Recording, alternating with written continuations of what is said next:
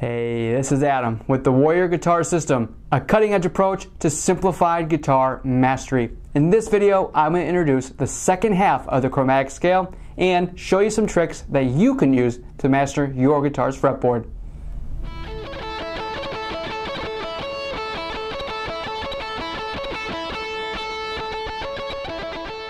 Quick disclaimer, this is part 2 of a 2-part series. If you haven't seen part 1 yet, you should stop this video and go watch that first. In part 1, I introduced you to the chromatic scale.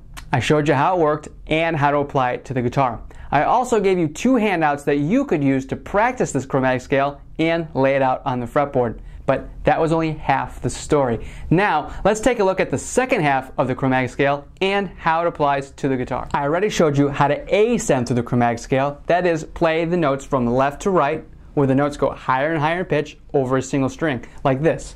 A sharp, B, C, C sharp, D, D sharp, E, F sharp, G, G sharp, A. You can go all the way down to the end.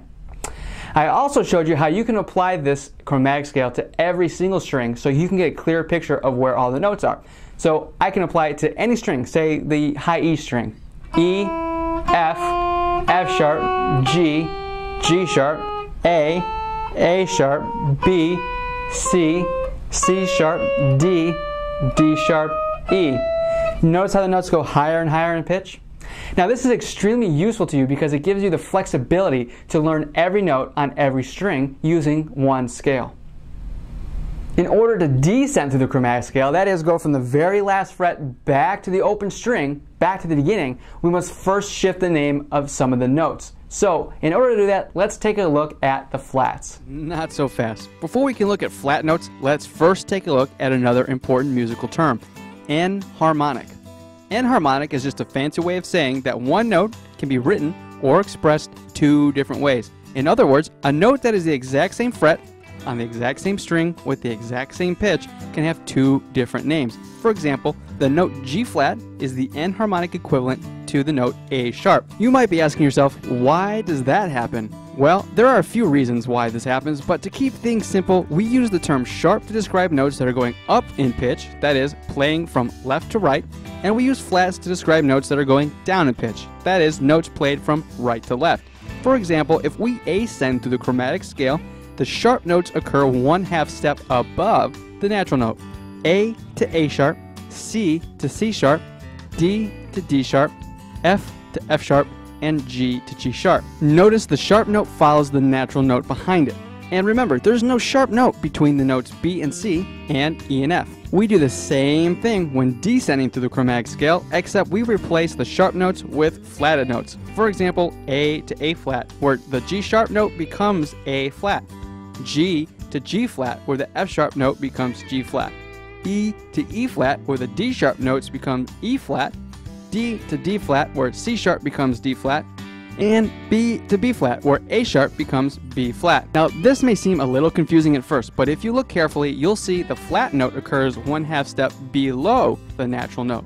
For example, A flat is a 1/2 step from its natural note, A, and G flat is a 1/2 step from its natural note, G.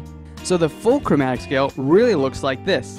A to A sharp or B flat, B, C, C sharp or D flat, D, D sharp or E flat, E, F, F sharp or G flat, and G, G sharp or A flat.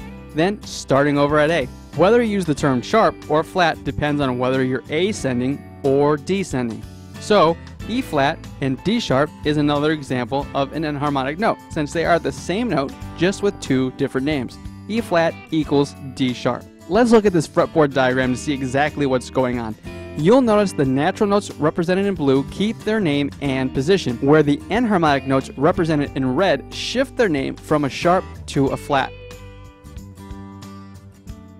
Also remember, there's no sharp note between the notes E and F and B and C. Thus, there are no flat notes between F and E or C and B.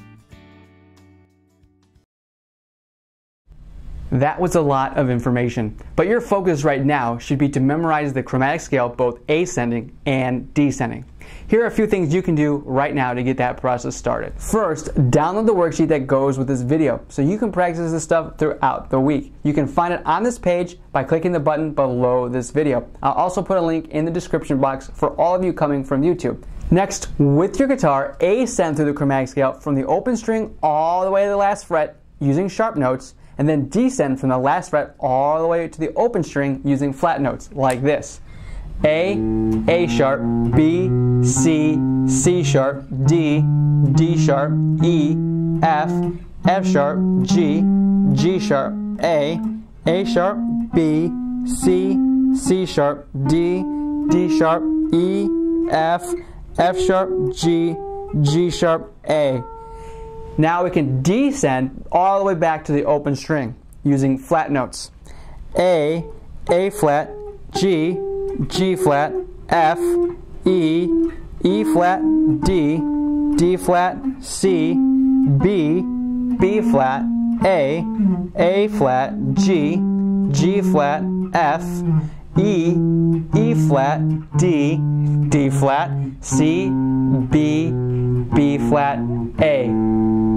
It's important that you go slow and say each note as you play it. You can do this over 1 or 2 strings every single day as part of your warm-up routine. Next, on a blank piece of paper, I want you to write out all the enharmonic notes, like this. A sharp equals B flat, C sharp equals D flat, D sharp equals E flat, F sharp equals G flat, and G sharp equals A flat. Finally, download the blank guitar fretboard diagram by clicking the button below this video. Use it to write out every note on each string using both sharps and flats. This will help you absorb the order of the notes as well as help you remember where all the enharmonic notes are on the fretboard. Congratulations! You've come a very long way in a very short amount of time. But just remember, this is all just the beginning. We've barely scratched the surface on true fretboard mastery.